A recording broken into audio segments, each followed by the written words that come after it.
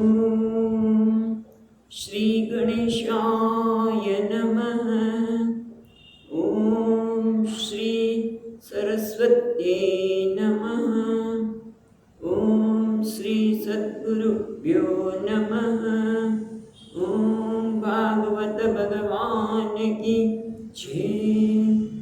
नमः श्री परमहंस स्वादित चरण कमल चिन्ह मकरंदाय भक्तजन मानस निवासाय श्री रामचंद्राय वागीशायस्य वदने लक्ष्मी यस्य च वक्षसि यस्यास्ति हृदये संवित् तं नृसिंहमहं भजे। सच्चिदानन्दरूपाय विश्वोत्पत्त्यादिहेतवे तापत्रयविनाशाय श्रीकृष्णाय वयं नमः। नारायणं नमस्कृत्यं नरं चैव नरोत्तमं देवीं सरस्वतीं व्यासं ततो जयमुदीरयेत्। श्रीकृष्णाय वासुदेवाय हरये परमात्मने प्रणतक्लेशनाशाय गोविन्दाय नमो नमः। यं प्रवचन्तमनुपेत्य अपेतकृत्यं वैपायनो विहरकातर आजुहाव पुत्रेति तन्मयतया तरवोऽपिनेन्दुः तं सर्वभूतहृदयं मुनिमानतोऽस्मि। जन्माद्यस्य यतोऽन्वयादितरतः चार्तेष्वभिघ्नस्वराट् तेने ब्रह्महृदाय आदिकवये मुह्यन्ति सूरयः तेजो वारिमृदां यथा विनिमयो यत्र त्रिसर्गो मृषा धाम्नां स्वेन सदा निरस्तकुहकं सत्यं परं धीमहि। नमो भगवते तुभ्यं वासुदेवाय धीमहि प्रद्युम्नाय निरुद्धाय नमः संकर्षणाय च।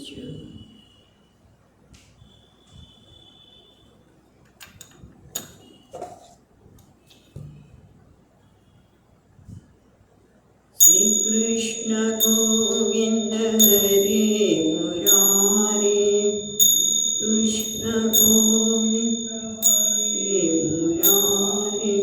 श्री कृष्ण गोविंद हरे मुरारे कृष्ण गोविंद हरे मुरारे। हे नाथ नारायण वासुदेव हे नारायण वासुदेव हे नाथ नारायण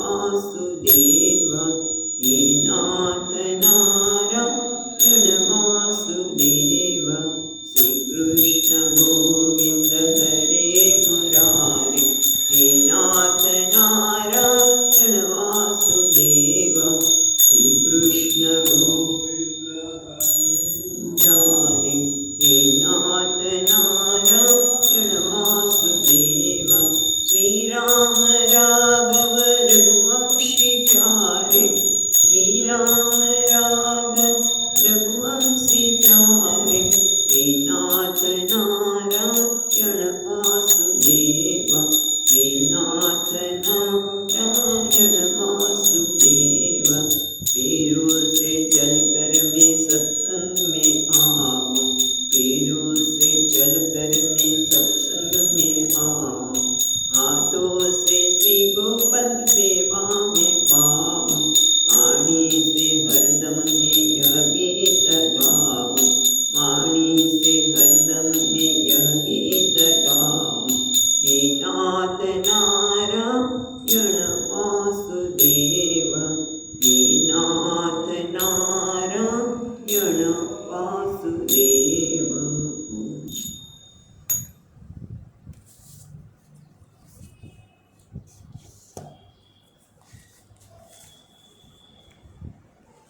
તો આપણે ત્રીજા સ્કંદના 31મા અધ્યાયમાં જોઈ રહ્યા છીએ જીવ કેવી રીતે રેતસ અને વીર્યના સહકારથી માના ઉદરમાં આવે છે એની વાત કરી કેવી રીતે એનો વિકાસ થાય છે પહેલા મહિને બીજા મહિને બધી વિકાસની વાત કરી અને સાથે એ પણ જોયું કે એને ગર્ભમાં જ જ્ઞાન થાય છે કયું પોતાના પૂર્વજન્મનું જ્ઞાન થાય છે અને એવા કોઈ પુણ્યશાળી આત્મા છે એ આપણે જોયું એ પ્રમાણે 12મા શ્લોકથી ભગવાનને પ્રાર્થના કરે છે કે ભગવાન હું આપના શરણે આવ્યો છું આપ કેવા છો અકુતો ભય તમે તો નિર્ભય છો તમે આ જગતનું પાલન કરનારો છો અને એ જગતના પાલન કરવા માટે જરૂર પડે ત્યારે અનેક અવતારો તમે ધારણ કર્યા છે એવા આપના ચરણારવિંદનું અને પરમાત્મા આપના શરણે આવ્યો છું કારણ કે તમે જ મને આવું દર્શન કરાવી શકો તમે જ મારા પૂર્વજન્મનું જ્ઞાન કરાવી શકો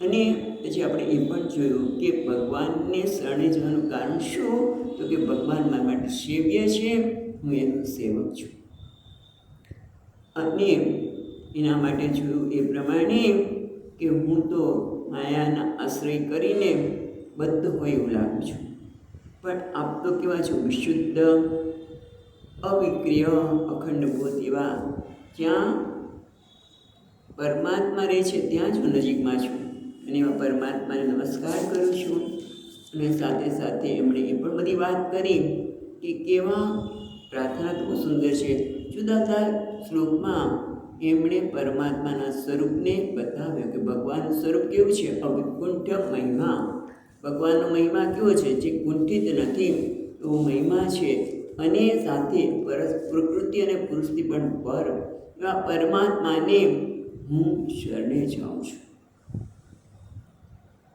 અને આપણે ગઈકાલે એ પણ જોયું કે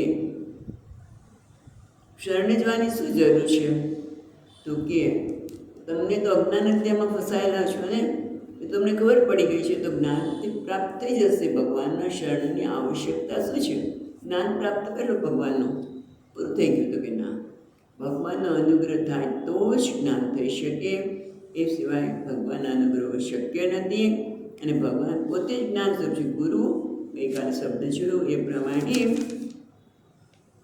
અહમ જ્ઞાન પ્રદો ગુરુ હું જ જ્ઞાન આપનાર ગુરુ છું એટલે એમના શરણે જવું અતિ આવશ્યક છે અને જે મને ત્રણેય પ્રકારના તાપમાંથી મુક્ત કરાવનાર છે માટે હું તમારું ભજન કરું છું એટલું જ નહીં સાથે સાથે એમણે એ પણ વાત કરી કે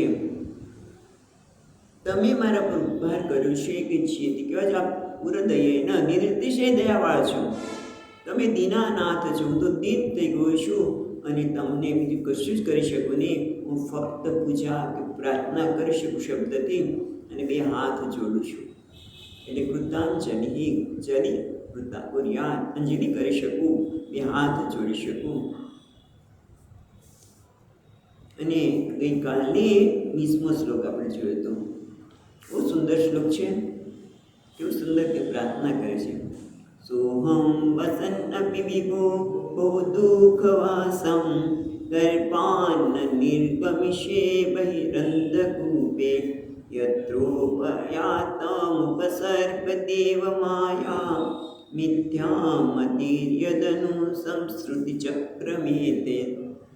એટલે કે સોહમ વસન અપી વિભો, હે વિભો, હું આ ગર્ભમાં, મને ખબર છે કે માના ગર્ભમાં તો માળ મૂત્ર એવા ખાડામાં રહેવું પડે છે, બહુ દુઃખ છે, પણ છતાં હું બહાર આવવા માગતો નથી. નિર્ગમિષ્ય, હું ગર્ભથી બહાર આવવા માગતો નથી, કારણ કે બહાર કેવો છે? અંધકૂપ. કેવો અંધકૂપ છે? કે છે અંધકૂપ એટલા માટે છે કે યત્ર ઉપયાતિ ઉપસર્તિ દેવ માયા. જે હું બહાર આવીશ ને એટલે ભગવાન આપની માયા છે એ મને વ્યાપી જશે. અને એટલા માટે મિથ્યામતિ યદનુ સંસ્કૃતિ ચક્રમેતત. મિથ્યામતિ એટલે ખોટી મતિ. જે વસ્તુ જેવી છે ને એવી જોવી, એટલે મિથ્યામતિ. કઈ મિથ્યામતિ છે? કે દેહમાં અહમ બુદ્ધિ અને સ્ત્રી પુત્રમાં સંબંધને કારણે મમકાર બુદ્ધિ. આ જ મને સંસારમાં ચક્રમાં ફેરવનાર છે. એને કરતાં તો માના ગર્ભમાં ભલે મળમૂત્રમાં રહું, પણ આ બહાર આવીને તો સંસારના અંધકૂપમાં જવાનું છે પ્રભુ, માટે હું બહાર આવવા ઈચ્છતો નથી. તો તું શું કરીશ? તો કે શું કરીશ? તું સરસ કહે છે, તું બહાર નહીં આવે તો પછી શું કરીશ? કારણ કે બહાર આવીશ તો મને તમારી માયા છે એ કેવી છે? કે ભગવાનના સંબંધની માયાને કારણે મારી અલૌકિક ત્રિગુણમય માયા, ભગવાન ગીતામાં કહ્યું કે તમારી ભગવાન મારી માયા કેવી છે? મમ માયા દુર્ત્યા દેવી હૈષા ગુણમય મમ માયા દુર્ત્યા. મારી માયા તો 3 ગુણવાળી છે, એને તરવી સરળ નથી. અને એટલા માટે જ કે છે હું બહાર આવવા માંગતો નથી. આત્મા પોતે સ્વતંત્ર છે, અભિમાન કરવાળી માયા જીવને વ્યાપી જાય છે. હું સ્વતંત્ર છું, બધું કરી શકું છું, એવી ભગવાનની માયા જીવને વ્યાપી જાય છે. માટે હવે શું કરવા માંગે છે? તો 21મા શ્લોકમાં કહે છે, તસ્માદહં વિગત વિક્લવ ઉદ્ધરિષ્યે આત્માનમાસુ તમસસ્મૃતાત્મનૈવ ભૂયો યતા વસને મે તદનેકરંધ્રમ મામે ભવિષ્યતુપાસિત વિષ્ણુપાદઃ. એટલા માટે તસ્માત, આ કારણે, કારણ કે બહાર આવે આ કારણે એટલે શું? જે હું બહાર આવીશ તો ભગવાન તમારી માયા મને વ્યાપી જશે અને મારામાં અહંકાર મમકાર એ બધું આમ જે ખોટું છે છતાંય સાચું લાગવા મળશે. માટે તસ્માત અહમ વિગત વિક્લવ. વિગત વિક્લવ એટલે વ્યાકુળતાથી મુક્ત થઈને અહીં રહેવા છતાં પણ વ્યાકુળ નહીં થયું. અહીં રહેવા છતાં વિગત વિક્લવ, વ્યાકુળતાથી મુક્ત થઈને શું કરીશ? ઉદ્ધરિષ્યે, મારી જાતનો ઉદ્ધાર કરીશ. ક્યાં? આત્માનમ આસુ તમસ સુહૃદાત્મના એવ. સુહૃદાત્મના એટલે સુહૃદા આત્મા, સુંદર આત્મા એટલે જેનો આત્માની બુદ્ધિ, જે સારથી રૂપ બુદ્ધિ છે એ સુહૃદ આત્મના એવ. એટલે મારી બુદ્ધિ જે વિવેકવાળી છે, જેને બુદ્ધિને સારથી કહેવામાં આવ્યા, એના વડે હું આસુ શીઘ્ર આત્માનમ તમસ, આત્માને અંધકારમાંથી, અંધકારરૂપ સંસારમાંથી ઉદ્ધરિષ્યે, ઉપર છે ઉદ્ધરિષ્ય શબ્દ ઉપર છે. તસ્માત, આ આત્મા કારણે કે બહાર આવીશ ને બધી મુશ્કેલી ઊભી થવાની છે, માયા વ્યાપી આપવાની છે. અને તમે જ કહ્યું મારી માયા તવી મુશ્કેલ છે, માટે ભલે હું અહીંયા માના ગર્ભમાં રહું, પણ હું હવે અકળાઈશ નહીં. વ્યાકુળતાથી મુક્ત થઈને મારી બુદ્ધિરૂપી સારથી દ્વારા, વિવેક દ્વારા હું મારા આત્માને તમસ અંધકારમાંથી એટલે સંસારમાંથી ઉદ્ધરીશ. અને શું થશે? ભૂયો યથા વ્યસનમ એતદ અનેકરંધ્રમ મામે ભવિષ્યત વાસિત વિષ્ણુપાદમ. અને પછી ભૂય વારંવાર યથા જેવી રીતે વ્યસન એટલે દુઃખ, દુઃખ જે તે મને ભવિષ્યતે થાય છે તે રીતે અહીં ભૂયો યથા વ્યસનમ એતદ અનેક રંધ્રમ. અનેક રંધ્રમ એટલે અનેક ગર્ભમાં વાસનું. અનેક રંધ્ર, રંધ્રનો અર્થ અહીંયા ગર્ભ કરે છે. અનેક રંધ્ર અનેક ગર્ભમાં વાસ કરવારૂપ આ વ્યસન એટલે દુઃખ જે તે મને ન થાય, દુઃખ જે તે મને ન થાય, ભવિષ્ય ન થાય તે રીતે હું મારી સાધના અહીંયા કરીશ, સાધન સામગ્રી કરીશ. તો કઈ કરશું સાધનમાં? તો કે ઉપાસિત વિષ્ણુપાદમ, હૃદયમાં પરમાત્માના ચરણ કમળને પધરાવીશ. અહીંયા નાના બાળક છું છતાં પણ મારા હૃદયમાં પરમાત્માના ચરણ, વિષ્ણુપદમ એટલે ભગવાન વિષ્ણુ એટલે શ્રી કૃષ્ણ. આમ તો અહીંયા વિષ્ણુ શબ્દ શ્રી કૃષ્ણ એટલા માટે કહે છે કે ભાગવતમાં 10મા સ્કંદમાં કીધું વ્રજવાસી સ્ત્રીઓ સાથે ભગવાન વિષ્ણુની આ ક્રીડા. વિષ્ણુ એટલે શ્રી કૃષ્ણ. એના ચરણ કમળને મારા હૃદયમાં પધરાવીશ, પણ હું બહાર નીકળવા માંગતો નથી.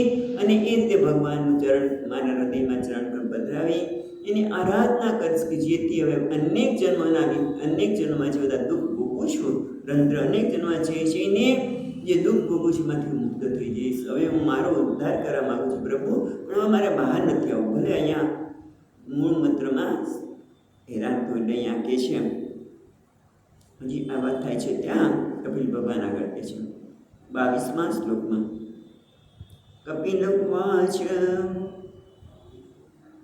એવં કૃતમર્તિ ગર્ભે દસમાસ્ય સ્તુવન્નૃષિઃ સદ્ય ક્ષિપત્યા વાચિનમ પ્રસુતૈ સુતિમારુતઃ. એવં કૃતમર્તિ ગર્ભે દશમાસ્ય સ્તુવન્નૃષિઃ સદ્ય ક્ષિપત વાચિનમ પ્રસુત્યૈ સુતિમારુતઃ. હજી આ રીતે એ નક્કી કરે છે, સ્તુતિ કરે છે. એવં કૃતમ મતિ ગર્ભે, ગર્ભમાં આ પ્રકારની મતિ આવી બુદ્ધિ એક રડતા કરે છે કે ભગવાન મારે બહાર આવવું નથી, હું હવે તમારા ચરણ કમળને મારા હૃદયમાં પધરાવીને પ્રાર્થના કરે છે. એવું કે છે ત્યાં 10 માસ્ય સ્ત્રુવન્નૃષિઃ એ 10 માસ જેની અવધિ છે. ગર્ભમાં બાળક વધુ 10 માસ સુધી રહી શકે એટલે અવધિવાળા સ્તુવન ઋષિ. ઋષિ એટલે અહીંયા જીવ, ઋષિ નથી પણ ઋષિ છે. સ્તુવન ઋષિ જે સ્તુતિ કરેલો છે જીવ, જેની અવધિ 10 માસની છે એવો એ જીવને શું થાય? સદ્ય ક્ષિપંતી અવાચિન પ્રસુતૈ સ્તુતિમારુતઃ. પ્રસુતિનો જે પવન છે એ એને નીચેની તરફ ધકેલી દે છે. પછી ત્યાં પ્રાર્થના કરતો હોય છે ત્યાં કહે છે કે 10 માસની મર્યાદા વાળો જે પ્રસુતિનો પુરક્ષણનો સંકેત કરે છે કે જીવ સત્ય એ જ ક્ષણે નીચેની તરફ પ્રસવના કારણે ક્ષિપતિ ધકેલાય છે. અને પછી શું થાય છે તો કે ઈચ્છતો તો નથી પણ ત્યાં તો એને પેલો પવન છે એ નીચેની તરફ મૂકી દે છે.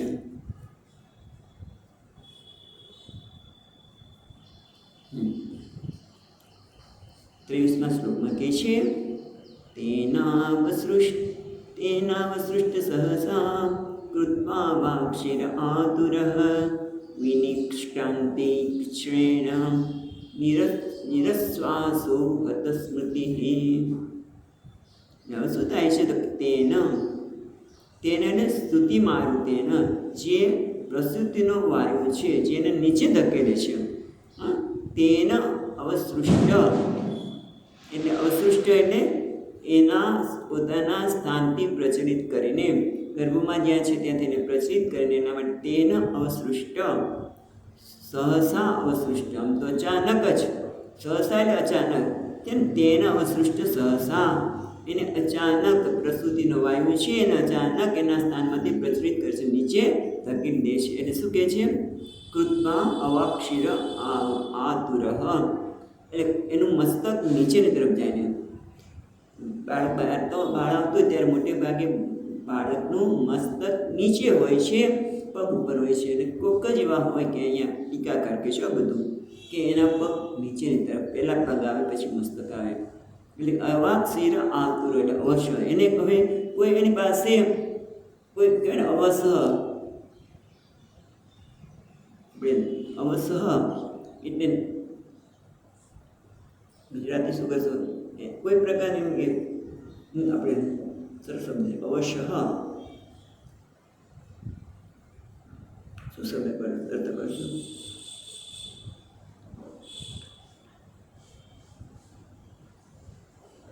આ ગીતામાં શબ્દ આવે છે અવસહ એટલે શક્તિ વગર પોતાની કોઈ અવસહ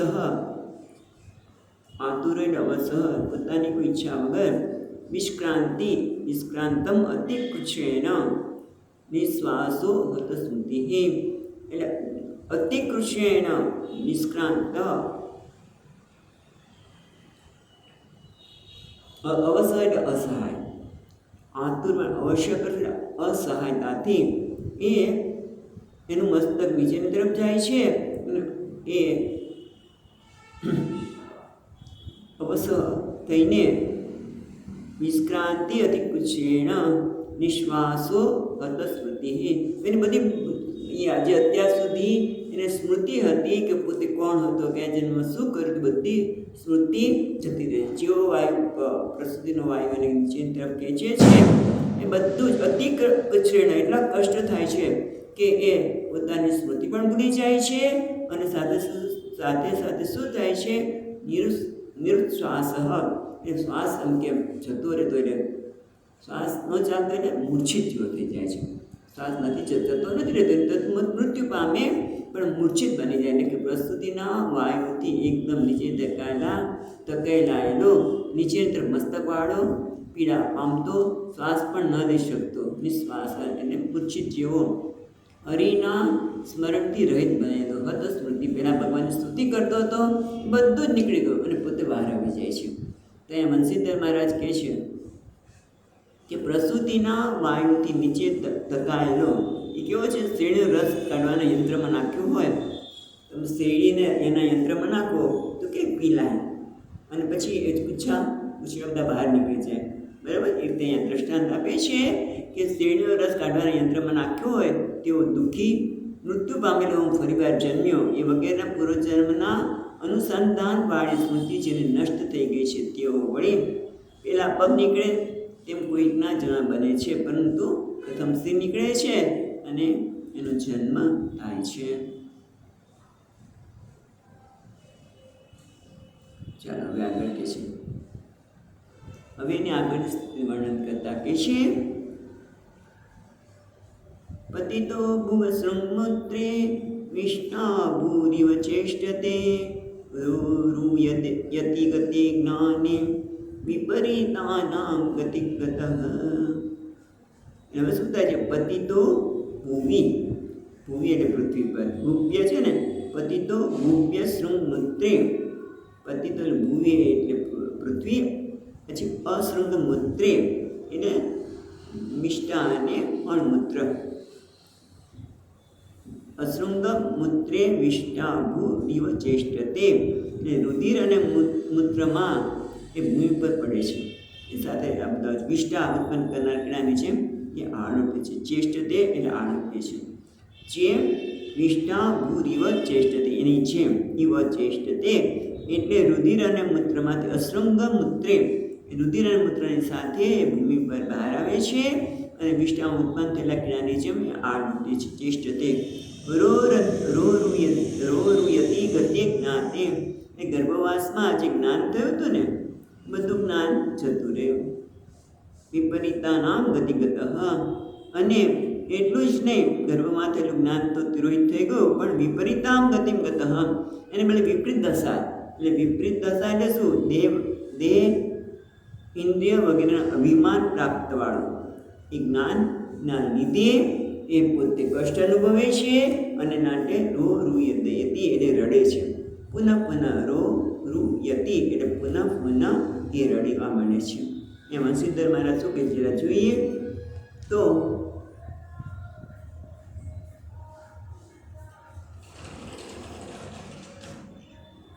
મળમૂત્રમાં મિષ્ટાના કીડાની જેમ અનેક જન્મોના પ્રાપ્ત સુખ દુઃખાદિ વિષયક પૂરેપૂરાનું મહાદુઃખ વિસ્મૃતિ થતાં તે વખતના અલ્પ દુઃખથી પણ દુઃખી થાય છે. મહાન દુઃખ તો ભોગવ્યું છે એ બધું ભૂલી જાય છે, પણ એક નાનકડું દુઃખને તેથી એ દુઃખી થાય છે એવો ભાવ છે. જીવ, હવે જો આ બહુ મહત્વનું છે કે જીવ ભક્તો હોવા છતાં અજ્ઞાનના લક્ષણવાળી વિપરીત ગતિને પામેલા એવા તેનું બાલ્યાવસ્થા પર્યંત વસ્તુના સ્વભાવને કારણે જ્ઞાન ઢંકાયેલું રહેશે. ત્યાર પછી થોડા પણ સત્સંગથી જાગી ઉઠાય છે. પૂર્વના સંસ્કારો જેના તે જીવની ભક્તિથી ભગવતની પ્રાપ્તિ થાય છે એમ જાણો.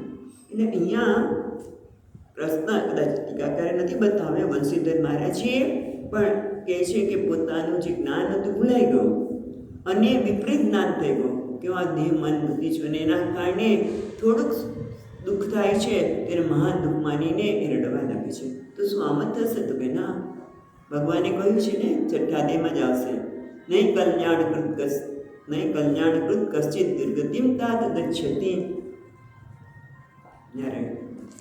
નહીં કલ્યાણકૃત કશ્ચિત દુર્ગતિમ તાત ગચ્છતિ. એક તું જે કલ્યાણના માર્ગ નીકળ્યો છે એ ક્યારેય અકલ્યાણ થતું નથી. એટલે અહીંયા કહે છે કે બાલ્યાવસ્થા તો એમને જતી રહે છે, પણ પછી ક્યાં કેવો સમય આમાં એવું કંઈક થાય છે એ સત્સંગનો લાભ મળતા પોતાની ભક્તિ જાગૃત થાય છે અને ભગવાનની પ્રાપ્તિ થાય છે. પણ બધાને નહીં, જે એને પૂર્વજન્મમાં આવા કોઈ કર્મ કર્યા છે માટે સ્તુતિ કરે છે, અને કે મારે બહાર આવતું નથી, હજી બહાર નથી આવું સ્તુતિ કરે છે, ત્યાં પ્રસૂતિનો પવન લાગે છે અને એને ઈચ્છા વગર બહાર આવી જાય છે. ઈચ્છતો નથી છતાં પણ, અને પછી બહાર તો આવે છે પણ બધી જે સ્મૃતિ હતી ગર્ભમાં એ બધી પણ જતી રહે છે. પણ એ જતી રહે એવું નથી. અહીંયા કહે છે ટીકાકાર કે બાલ્યાવસ્થા પછી પણ બાલ્યાવસ્થા પર્યંતમ વસ્તુના સ્વભાવને કારણે એનું જ્ઞાન ઢંકાતું રહે છે, પરંતુ સત્સંગ થોડા એવા સત્સંગ પણ એની જાગૃતિ થઈ જાય છે અને પાછું ભગવાનના માર્ગે એ પ્રયાણ કરે છે. હવે આગળ કહે છે 25મા શ્લોકમાં, પરશ્ચંદમ ન વિદુષા પુષ્યમાણો જનેન સહ અનભિપ્રેત્યમાપન્નઃ પ્રત્યાખાતુમ અનીશ્વરઃ. પરશ્ચંદ એટલે શું? પરસ્ય એટલે બાલરૂપસ્ય, છંદ એટલે અભિપ્રાય. બાળકને શું થાય છે? પરચંદન વિદુષા, બાળકને શું થાય છે? છંદ એટલે અભિપ્રાય, બાળકનો શું અભિપ્રાય છે? તો બાળકને શું થાય છે? ન વિદુષા, એ જાણતા નથી. અને પુષ્યમાનો જનેન સહ, અને છતાં લોકો એને કંઈક ને કંઈક કરે છે. એટલે અહીંયા કહે છે બીજી રીતેમાં કહે છે અનભિપ્રેત્યમ આપન્નમ. એટલે અહીંયા કહે છે અનિભેદ આપન્નમ એટલે શું? તો કે એને ભૂખ લાગી હોય, એને બાળકને માનું દૂધની આવશ્યકતા હોય ત્યારે એમ કંઈક રડે છે અને પેટમાં દુખતું લાગે છે, એટલે માં એને દૂધ આપે એટલે કડવો રસ આપી ઉડાવે છે. અને ત્યારે પેટમાં દુખતું હોય અને રડતું હોય ત્યારે માં એને સ્તનપાન કરાવે છે. એટલે કે અનભેદ, એટલે કહે છે અનભિપ્રેત માપન્ન. માં જાણતી નથી કે બીજા લોકો જાણતા, બધા એમ કીધું રડે છે એને કંઈક થયું લાગે છે, એને કંઈક પેટમાં દુખતું હશે અને ભૂખ લાગી છે ત્યાં કડવો રસ મળે, અને જ્યારે દુખતું હોય ત્યારે એને માં સ્તનપાન કરાવે. એટલે આવું થાય છે. એટલે પ્રત્યાખાતુમ અનીશ્વર. એટલે પ્રત્યાખાતુમ એટલે એ કહી શકતું નથી, વિરોધ કરી શકતો નથી. પ્રત્યાખાતુમ અનીશ્વર, અનીશ્વર એટલે અસમર્થ. એ કહેવાને માટે અસમર્થ હોવાથી આવું પણ દુઃખ એને ભોગવવું પડે છે. પોતાને શું થાય છે નાનપણ બોલી શકતો નથી, એટલે માં એને જુદી જુદું સમજીને એને એ પ્રકારે એનો ઉપચાર કરતા હોય છે. એટલું જ નહીં, 26મા શ્લોકમાં કહે છે સાઈતો શુચિપન પરકે, સાઈતો અશુચિપન પંકે જંતુ સ્વેદજ દૂષિતે નેશ કંડુયેન અંગાનામ આસન્નો ઉત્થાન ચેષ્ટને. એટલે સહિતો અશુચિ પર્યંકે, પર્યંક એટલે પથારી અથવા તો પલંગ, જે કોઈ જ્યાં તેને સુડાવવામાં આવતું હોય એને કંઈ પર્યંકે. સઈદહ અશુચિ, એ જે પથારી છે એ પણ કેવી છે? અશુદ્ધ છે. કારણ કદાચ એને પેશાબ કર્યો હોય, મળ થયો હોય, એ મારે ખબર ન હોય તો કે બની જાય છે એની પથારી અશુચિ. એટલે કે જે એટલું જ નહીં, જંતુ સ્વેદજ દૂષિતે, અને એવું હોય અને તરત જ સ્વેદજ એ માકડ, મચ્છર એ બધાથી દૂષિત એટલે અહીંયા કહે છે પીડા પામે. દૂષિત એ દુઃખ પ્રદે, એને દુઃખ આપનારા માકડ, મચ્છર બધાને કદાચ ચીટકા ભરતા જંતુ એટલે જીવને, જંતુ એટલે જીવને સ્વેદ જ, જંતુ એટલે જીવ પણ કે બાળક, અને જંતુ એટલે આ સ્વેદ વગેરે જે જંતુ છે એને દુઃખ આપે છે. ન ઈશ, નેસ છે ને, ન ઈશ એટલે કે અસમર્થ. કંડુ એના એટલે મચ્છર કે માકડ કરડે તો માણસને જરા ખંજોળ આવે, કંડુય એટલે ખંજોળવા માટે પણ સમર્થ નથી. એટલું જ નહીં, કંડુ એન અંગાના એટલે પોતાના અંગને ખંજોળી પણ શકતો નથી.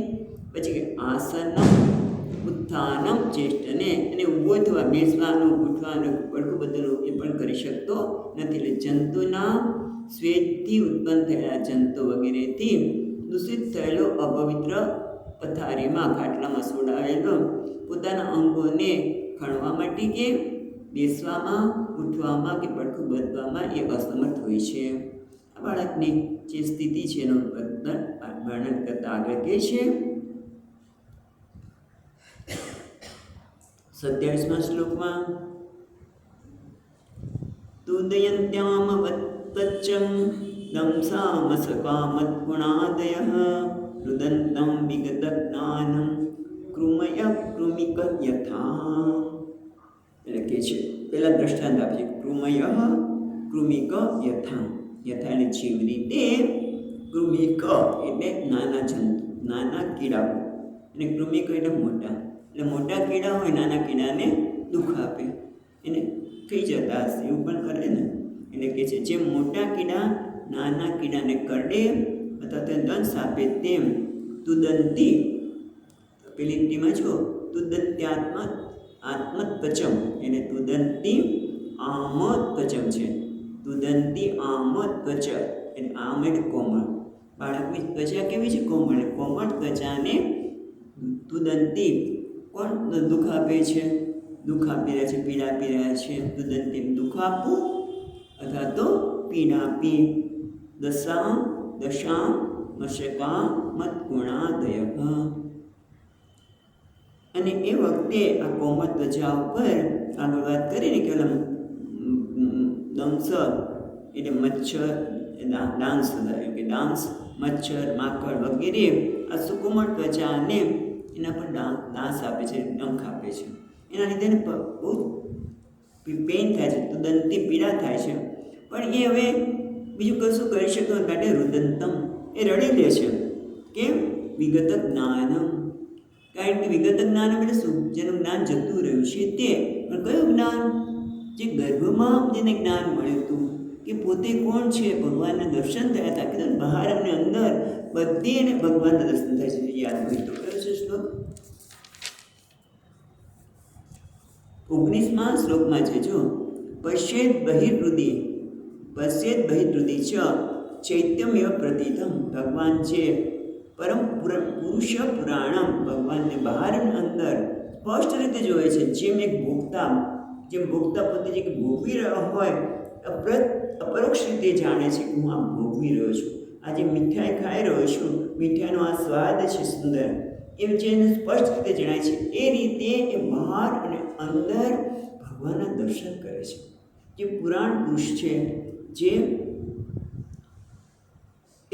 એને દર્શન કરે છે, એ બધું જ જતું વિગત જ્ઞાન. હા, એ બધું જ જ્ઞાન, ભગવાનના દર્શન, પોતે આ બહાર નીકળવા નથી માગતો, એ બધું જ્ઞાન જવાને જતું રહ્યું છે ને. અત્યારે તેની સ્થિતિ કેવી થઈ છે?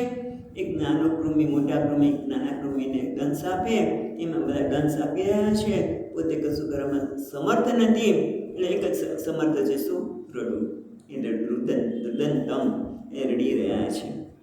હવે આ બાળકની સ્થિતિ કીધી. પછી 5 વર્ષનું બાળક શૈશવ, પછી પોંગલ એને યુવાન થાય પહેલાં મધ્યવસ્થા, જેને આપણે ટીન એજ કહીએ, રાઈટ. અને પછી શું થાય છે એની વાત અહીંયા કહે છે. ઇત્યેવં શૈશવં ભુક્ત્વા દુઃખં પોંગલમેવ ચ અલબ્ધા વિપચિતો જ્ઞાનાત વિદ્યમન્યુ સુચાપિતઃ. એટલે કે ઇતિ એવં આ રીતે એટલે શૈશવમ ભૂક્ત્વા 5 વર્ષ સુધી બાળાવસ્થાને ભોગવે છે. અને ત્યાં એને દુઃખ જ છે, એટલે દુઃખ ભોગવીને, ભૂક્ત્વા એટલે દુઃખ ભોગવીને 5 વર્ષનું બાળક હોય ત્યાં સુધી પણ દુઃખ છે. કારણ કે આજકાલ તો 2 વર્ષનો ન થાય તે બાળકને સ્કૂલમાં મૂકી દેતા કે નર્સરી, પછી આમાં તેમાં. એવું 2 કે 2.5 વર્ષનું બાળક, એને ઉઠવું ન ગમે. અને એવું કહેવાય છે બાળક અવસ્થામાં આરોગ્ય, એટલે આપણે આરોગ્ય, આપણે શું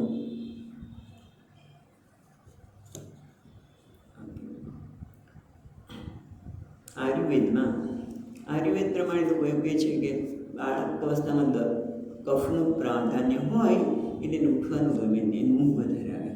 હવે ઊંઘ આવતી હોય એને સ્કૂલે મોકલો, એને ઉઠવું જ ન હોય, અને ઉઠાડો, ભલે ને 8 વાગ્યાની સ્કૂલ હોય તો એને ઉઠવું ન હોય, એને બ્રશ કરાવે ને આ મોકલું, પછી તું આ ભણ ને પેલું ભણ, શું આજે શીખવાડ્યું A B એવું બધું કરાવે. એટલે બધાને જવું ન હોય અને એને જવું પડે. એમ થાય કે કેવું જવું નથી ને જવું પડે છે. ત્યાં પાછું કોઈ જોડું બાળક હોય ત્યાં નાના બાળકને બીજા બાળક ઉપર દાદાગીરી કરીને વસ્તુ લઈને, એનો નાસ્તો લઈને બધું કરી શકે. એટલે કે છે ઇતિ એવં શૈશવમ ભૂક્ત્વા, આ રીતે શૈશવના દુઃખને ભોગવીને, એ છે ભૂક્ત્વા દુઃખમ છે ને, શૈશવમ ભૂક્ત્વા દુઃખમ પોંગલમ એવ છે. અને પોંગલ એટલે વચ્ચેની અવસ્થા, અને એ તો બહુ જ ખરાબ છે, ટીનેજ. કારણ કે મા બાપને હવે ખબર, ટીનેજ એટલે કીધું ને કે યુવાન નથી થયો, બાળપણ જતું રહ્યું છે. અને લગભગ આપણે ટીનેજ એટલે 10મા ધોરણમાં અત્યારે ટીન એજ કહેવાય. પણ અત્યારે તો 7મા 8મામાં ટીન એજ આવી જાય છે. કારણ કે આ બધા વાતાવરણની અસર, અને એટલે બાળકને થાય કે હું મોટો થઈ ગયો છું, હું મારા નિર્ણયો લેવા માટે સક્ષમ છું, એવું એને થાય છે ટીન એજમાં. મા બાપને થાય છે કે હજી તો નાનો છે, એટલે મા તો એટલે સુધી કે તું આ ડ્રેસ પહેર, તું આમ કર, ઓલાને ગમે જ નહીં. એને સંઘર્ષ, દુઃખ, અને એના લીધે શું થઈ શકે છે? અલબ્ધા અભિપ્સતો અજ્ઞાનાત, બરાબર, ઇદ્ધ મન્યુઃ શુચિતઃ. અલબ્ધ એના કારણે એને જે ઈચ્છિત વસ્તુ મળતી નથી. અલબ્ધ અભિષિપ્ત, એને ઈચ્છિત વસ્તુ મળતી નથી. એનું કારણ ઘણા બધા હોય, પણ અજ્ઞાનના લીધે એને એમ નથી મળતું. માં કેમ આવું કહે છે? માનો એની પાછળનો પ્રેમ છે, એ બધું એને ખબર પડતી, મા બાપનો પ્રેમ છે એવું ખબર નથી પડતી. એને થાય મને ટોક કરે છે, મને નહીં ખબર પડતી, વાંચા બેસ, તું આ પહેર પેલું પહેર. એટલે અલબ્ધા અભિપ્સતો અજ્ઞાનાત, અજ્ઞાનના લીધે ઇદ્ધ ભભૂકી ઉઠેલો મન્યુ એટલે ક્રોધ. એટલે કે એકદમ એને ક્રોધ બહુ બધી ભભકે છે, નાની વસ્તુમાં ક્રોધિત થઈ જાય છે. અને એના કારણે શું થાય છે? શુચિ અર્પિત, એના કારણે એ શોકાતુર બને છે. કારણ કે મા બાપને કહી શકે નહીં, ગુસ્સો કરે અને પછી શોકમાં આતુર. કારણ કે શોક, ક્રોધ હોય તે શોકનું સ્થાન આવવા જ છે. એટલે અહીંયા કહે છે આમ શૈશવમાં દુઃખ ભોગવે છે, યૌવન અવસ્થા હજી પહોંચ્યો નથી. અને જે પોંગલ અવસ્થા છે, પોંગલમ એવ એટલે આપણી ભાષામાં કહીએ તો ટીનેજ. અને એના કારણે પણ એની ઈચ્છિત વસ્તુ ન મળે એટલે ક્રોધ ભભૂકી ઉઠે અને એ ગુસ્સે થઈ જાય અને શોકાતુર બની જાય, શોકાતુર બને છે. પછી આગળ કહે છે, હવે યુવાન અવસ્થાની વાત કરે છે. સદેહેન માનેન વર્તમાનેન મન્યુના કરોતિ વિગ્રહં પામી કામેશ્વત્યાન ચાત્મનઃ. એટલે કહે છે કામી, કે જેને ઘણી બધી કામી શબ્દ ક્યાં છે? બીજી લીટીમાં ત્રીજો શબ્દ કરોતિ વિગ્રહં કામી. કામીને જે કામના ધરાવે છે તે સદેહેન, કામના ધરાવતા શરીરવાળા એ શું થાય છે? માનેન વર્તમાનેન મન્યુના, એ શરીરની સાથે વધતા યુવાન અવસ્થામાં આવે છે ત્યારે એની ઈચ્છા વધી જાય છે, પણ એની સાથે બીજું શું વધે છે? માનેન મન્યુના વર્તમાનેન, એનામાં અહંકાર પણ વધતો જાય છે. કારણ કે હવે કંઈક એ યુવાવસ્થામાં કંઈક પદવી પ્રાપ્ત કરે, નોકરી પ્રાપ્ત કરે, કદાચ કમાતો થાય એટલે એનો અહંકાર છે, હું કંઈક છું, મારા જેવું તો કોઈ છે જ નહીં, હું તો અહીંયા નોકરી કરું છું, તો હું આટલો ધંધો કરું છું, એમ એનામાં એક અહંકાર વધે છે. અને મન્યુના, અને સાથે સાથે ક્રોધ પણ વધે છે. કારણ કે ધારી ન થાય એટલે માણસને ક્રોધ આવે. સ્વામીજી ક્રોધ તો કરે ને, મને કે પણ કેમ ક્રોધ કરો છો? અસ્વીકાર છે, વસ્તુનો સ્વીકાર ન કરે, એનું ઈચ્છે ન મળે તરત જ ક્રોધ, પણ ન મળે તો શું થઈ ગયું? એવો વિવેક ત્યારે હોતો નથી. એટલે ક્રોધ અને મન્યુ વધે છે. અને એના કારણે શું થાય છે? કરોતિ વિગ્રહમ, વિગ્રહ એટલે વિરોધ, લોકો સાથે બરાબર વેર બાંધ, વિગ્રહ કહે છે, વેર બાંધે છે. કરોતિ વિગ્રહમ કામીશુ અંતાય ચ આત્મનઃ, અને એના માટે કામીશુ અંતાય એટલે વિનાશાય જ આત્મા, એના માટે પોતાના કામની સાથે વેર બાંધીને પોતાનો જ વિનાશ કરે છે. એ શરીર સાથે વધતા અભિમાન અને ક્રોધથી કામી મનુષ્ય પોતાના નાશ માટે અને અન્યની સાથે એ વેર બાંધે છે. વિગ્રહમ કરોતિ, એ તરત શત્રુતા બની જાય. કારણ કે એને ધાર્યું ન થાય એટલે આ મારો શત્રુ છે. અત્યારે તો અમારા સુધી બહુ સારા સંબંધ હતા, પણ તમે આવું કંઈક કર્યું ને એટલે હવે અમારા સંબંધ બગડી ગયા બધું. એક ક્ષણમાં માણસને મિત્રતાની બદલે વિગ્રહમ કરોતિ, એ પોતે શત્રુ બનાવી દે છે, એની સાથે વેર બાંધે છે. એનું કારણ શું છે? અહંકાર અને ક્રોધ. અહંકાર ને ક્રોધ, અહંકાર ને ક્રોધ. ક્રોધ કેમ છે? માટે કામી છે, માટે તમારો શબ્દ કામી શબ્દ બરોબર છે. એની બધી એટલી બધી ઈચ્છાઓ હોય છે, અને ઈચ્છા પૂરી ન થાય એટલે મન્યુ વધવા માંડે, અહંકાર વધે અને ક્રોધ વધે, ઈચ્છાની ન પૂર્તિ થાય ત્યારે, અને સાથે સાથે અહંકાર પણ વધે છે. અને એના કારણે બીજા સાથે શત્રુતા બાંધતા એને વાર લાગતી નથી. અને એને શું થાય છે? આત્મના કામીશુ વિગ્રહમ કરોતિ, બીજા કામીઓ સાથે વિગ્રહ કરે છે, એની સાથે વેર બાંધે છે. અને અંતાય જ આત્મના, પોતાનો જ અંત એટલે વિનાશ કરે છે. કારણ કે ક્રોધ કોઈને રહેવા નથી દેતો. જેમ ભગવદ્ ગીતામાં કહે છે ને, ક્રોધાત ભવતિ સમોહ, સમોહાત બુદ્ધિનાશાત વિનશ્યતિ, પછી એનો નાશ જ થાય છે. એને કોઈ સારા નશાનું ખબર રહેતી નથી. મેં આગળ કહે છે 30મા શ્લોકમાં, ભૂતૈ પંચભિરાદ્રપ્તે દેહે દ્યહ્ય બુદ્ધો અસત્કૃત અહમમિત્ય સદ્ગ્રાહ કરોતિ કુમતિર્મતિમ. અને હવે કહે છે ભૂતૈ પંચભિઆરબ્ધૈ, એટલે પંચમા બુદ્ધિ બનેલા દેહ. ભૂતૈ આરબ્ધૈ એટલે પંચમા બુદ્ધિ બનેલા દેહવાળો. દેહે દેહી અબુધ અસત્કૃત, અસત્કૃત એટલે વારંવાર. અબુધ એટલે શું કહેશું?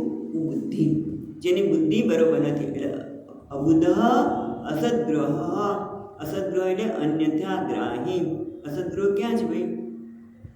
બીજી લીટીમાં અહમ મમ ઇતિ અસદ્ગ્રહા, એટલે એને યુવાન અવસ્થામાં એક તો અહંકાર વધે છે, ક્રોધ વધે છે, અને પછી આ પંચમહાભૂતના શરીરમાં બનેલા દેહમાં એક બુદ્ધિના કારણે મિથ્યા આગ્રહ, અસદ્ગ્રહ એટલે અન્યથા ગ્રાહ્ય, મિથ્યા આગ્રહના લીધે એ હું અને મારું એ બુદ્ધિ વારંવાર કરે છે.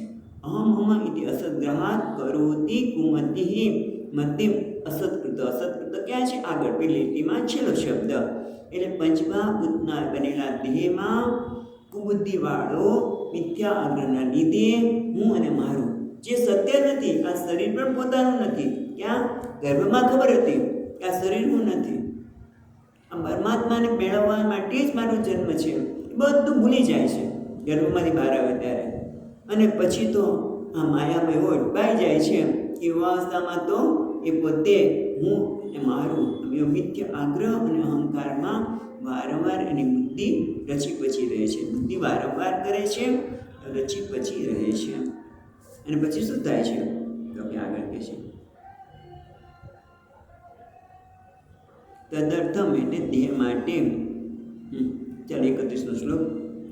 તદર્થમ કુરુતે કર્મ યદ્બદ્ધો યાતિ સંસ્કૃતિમ યો અનુયાતિ તદક્લેશમ અવિદ્યા કર્મ બંધનઃ. તદર્થમ એટલે તેના માટે, દેહ માટે. તદર્થમ આગળ દેહની વાત કરી, પંચમહાભૂતની, એટલે તદ અર્થ થાય છે દેહ. દેહના માટે કૃતે કર્મ, દેહના માટે એ કર્મ કરે છે. યદ બધો યાતિ સંસ્કૃતિ, પણ એ કર્મ એટલે શું? તદર્થમ અયમ, એના માટે, દેહ માટે કર્મ કરે. પણ અવિદ્યાના કારણે એ દેહ અભિમાન, દેહ મન અને બુદ્ધિને હું માનારો દેહાત્માભિમાનીને કૃતમ કર્મ, એના લીધે એ જે કંઈ કર્મ કરે છે એના લીધે શું થાય? બધો યાતિ, એ બંધાઈ જ જાય છે. કારણ કે જ્યાં અજ્ઞાન છે, જ્યાં અહંકાર છે, મમકાર છે, અને એને અનુલક્ષીને એના પ્રભાવમાં આવીને જ્યારે કર્મ કરે છે ત્યારે બધું યાતિ, એ તો બંધનમાં પડે છે. અને યાતિ સંસ્કૃતિ, અને સંસ્કૃતિ અને અવિદ્યાને લીધે સરે છે ક્યાં? શુકર વગેરે, શ્વાન શુકર વગેરે. કારણ કે ક્રોધ છે, ક્રોધ કરવાની જેને ટેવ પડી ગઈ, ભસવાની ટેવ પડી ગઈ, ગમે ત્યારે કોઈના પર ગુસ્સે થઈ જાય તો પછી કયા યોનિમાં જાય? તો ખાવાની બહુ જ ઈચ્છા કરી યુવા અવસ્થામાં, આ ખાઈ લો, અહીંયા છે ને ત્યાં છે, પાર્ટી કરે, તો પછી શુકર યોનિમાં જવું પડે. સંસ્કૃતિ એ ટીકાકાર કે છો કે એ કૂતરા શુકર વગેરે યોનિમાં એ સરી પડે છે. અને પાછું કેવું? યહ અનુયાતિ, અનુયાતિ ને અનુવર્તતી, વારંવાર. દદત ક્લેશમ અવિદ્યા કર્મ બંધન, જે દેહને અનુયાતિ અનુવર્તતે, દદત ક્લેશ, એના એને ક્લેશ પણ થાય છે. કેમ? અવિદ્યા કર્મ બંધન, અજ્ઞાનના કારણે કર્મ એના માટે બંધનરૂપ બને છે. એટલે અવિદ્યા અને કર્મના બંધનવાળો જન્મ, મૃત્યુ, જરા, વ્યાધિ વગેરે ક્લેશને ફરીને આપતો દેહ, માણસ દેહ છે, જીવ પાછળ દેહને વારંવાર અનુયાદી વારંવાર ધારણ કરે છે. દેહ માટે જીવ કર્મ કરે અને કર્મથી બંધાઈને પાછો સંસારમાં પડે. એટલે કેવું છે? વિશ્વચક્ર સતત ચાલતું રહે છે. પેલા અજ્ઞાનના કારણે તદર્થમ કૃતે, દેહના માટે કર્મ કરે છે, પણ કેવું છે? અજ્ઞાનના કારણે એ કર્મ બંધનવાળો બને છે. એટલે બંધન એટલે જન્મ, મૃત્યુ, જરા, વ્યાધિ બધાનું દુઃખ ભોગવે છે. અને પાછો ફરી પાછો નવો દેહ ધારણ કરે છે અને પાછા કર્મ કરે છે. આમ કે સંસાર ચક્રમાં ગોળ ગોળ, સ્વામીજી કે ને મેરી ગો રાઉન્ડ, ચકદોડ હોય ને, અમુક પરિસ્થિતિ થયા કરે, ક્યારેક આનંદ આવે, ક્યારેક દુઃખ. કારણ કે યુવા અવસ્થા છે એટલે ઈચ્છિત વસ્તુ થાય તો આનંદ, પાછી વૃદ્ધાવસ્થા આવે તો શરીરના દુઃખો વગેરે વગેરે અનુભવતો એક સંસ્કૃતિ એ શરીર રહ્યો છે. આગળ કે છે આનું કારણ શું છે? 32મા શ્લોકમાં યદ્ય સદ્વિપથી પુનઃ શિષ્ણોદર કૃતોદ્યમૈઃ આસ્થિતો રમતે જંતુ તમો વિશતિ પૂર્વવત. યદ અસદ્વિપથી પુનઃ, મહત્વની વસ્તુ છે અસદ્વિ પથી પુનઃ, ચારે સન્માર્ગે ચાલતા જીવ પણ, સન્માર્ગે ચાલવા છતાં પણ જીવ જ્યારે વિષય સુખ માટે અને શિષ્ણો ઉદર, એટલે ઉદર એટલે ઉદરની પૂર્તિ માટે ઉદ્યમ કરતા દુષ્ટ મનુને સાથે રહીને, ખાસ તો છે આસ્થી દોર અસદ્વિ, જે દુષ્ટ મનુષ્ય છે, જેને સત્સંગ કર્યો નથી, જે ફક્ત વિષયોને જ ભોગવવા માટે, શિષ્ણ અને ઉદરને માટે જ પોતાના જીવન ધ્યેય માને છે, એવા લોકોના સંગમાં આવવાના કારણે એ મહત્વની વસ્તુ સંઘની વાત કરે છે. આસ્થિતો રમતે જંતુ તમો વિશતિ પૂર્વત, એ ઉદરની પૂર્તિ માટે, શિષ્ણના એટલે કે વિષયના સુખ માટે એ પ્રયત્ન કરતો રહે છે. અને એ પ્રયત્નના કારણ શું છે? કારણ કે એને સત્સંગ કર્યો નથી. અસદ્વિ, પોતે કદાચ ભગવાનનું નામ લેતો હશે, કે સન્માર્ગે ચાલવા છતાં, એટલે ભગવાનનું નામ લેતો હશે કદાચ, કારણ કે એ તો કદાચ ઘરના સંસાર, પણ થોડી વાર 2 મિનિટ માળા કરી, થોડી વાર ભગવાન નામ, બાકીનો સમય એ અસત પુરુષનો જે સત્સંગ કરતા નથી એવાના સાથે રહેવાના લીધે એ સતત આની પાછળ દોડે છે. એટલે આસ્થી તો રમતે જંતુ એમાં જ રમણ કરે છે. એના કારણે શું થાય છે? પૂર્વવત તમ વિશતિ એ પહેલાંની જેમ અંધકારમાં નરકમાં જાય છે. કારણ કે વાત કરીએ કે કેટલા નરકના અનેક દુઃખો ભોગવીને નરકના દુઃખ ભોગવીને પોતાના જે ખોટા કર્મો છે એનો શાંતિ થાય અને પછી એ મનુષ્ય જન્મ પ્રાપ્ત કરે છે. પણ મનુષ્ય જન્મ પ્રાપ્ત કર્યો પણ પાછું એનું એ જ જે વાત કરીએ કે ઓલી ઉંદરની વાતના કે ઉંદરડી છે એની પાછળ બિલાડી પડી છે એને તો સંત કોઈ બેઠા હતા એના ખોળામાં જઈને પડી કે મને બચાવો, શું કરું? તો મને બિલાડી બનાવી દો. તો ભલે, બિલાડી મને મારી ન શકે ને ઉંદરને, પછી ઉંદર હો તો મારે, બિલાડી બનાવો. પહેલાં બિલાડી બનાવ્યા તો તરત કૂતરુંની પાછળ પડ્યું એટલે મને મહારાજ કૂતરું બનાવી તો કૂતરું બનાવી દીધું. પછી કૂતરાની પાછળ સિંહ બધા પડે તો મને સિંહ બનાવો. સિંહ બનાવે ત્યારે મહારાજને તો કે સિંહ તો બનીને તો ક્રૂરતા આવશે, મને જ મારી નાખશે, મારી તાર ઘસીરો છે સિંહ તો પાછી ઉંદરડી બનાવી. એમ નર્કમાં ગયેલો માણસ નર્કના ભોગવીને મનુષ્ય જન્મ પ્રાપ્ત કરે છે. પણ અસદભી આપણે અસજ્જનની સાથે જે વિશેષ રૂપમાં રહેલો છે એના કારણે એ પણ એના જેવો થઈને પાછો નર્કમાં જાય છે.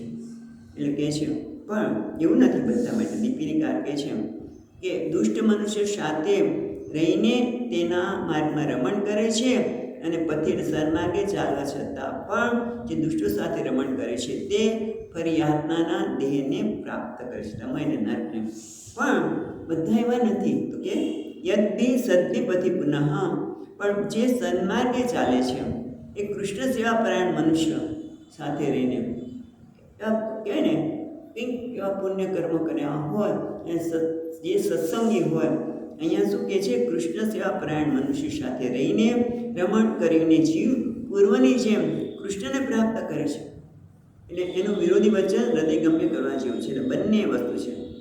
ખ્યાલ આવ્યો કે સત્સંગ હોય તો એ કૃષ્ણ સેવા કરીને ભગવાનને પ્રાપ્ત કરે છે. પણ એ વખતે જો સત્સંગ ન કરો એટલે આમાં તો કેટલા બધાની જવાબદારી છે કે માતા પિતાએ પણ સત્સંગ કરવો જોઈએ કે જેથી બાળકો સત્સંગ કરે.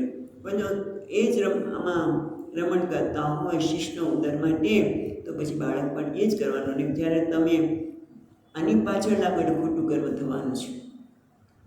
ખોટું કર્મ પાપ કર્મ થઈ જવાનું. તમે ધારો કે ન ધારો થઈ જ જવાનું. કારણ કે આકર્ષણ જેવું છે. અને માણસ પાપ કર્મ કરે પછી એક વખત પાપ કર્મ કર્યું, ખોટું કર્મ કર્યું પછી બીજી વાર એનું પરંપરા ચાલવાની જ છે. પણ જે કૃષ્ણ સેવામાં લાગેલો છે એ એનાથી બહાર નીકળી જાય છે.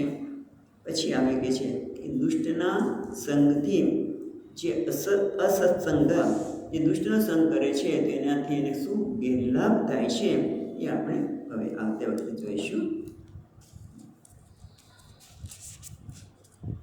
સચ્ચિદાનંદ રૂપાય વિશ્વોત્પત્યાદિ હેતવે તાપત્રય વિનાશાય શ્રી કૃષ્ણાય વયમ નમઃ.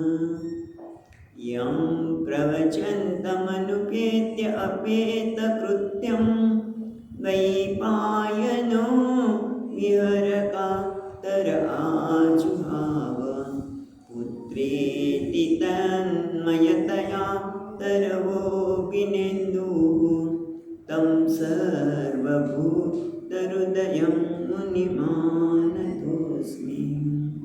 ઓમ શાંતિ શાંતિ શાંતિ. હરિ ઓમ.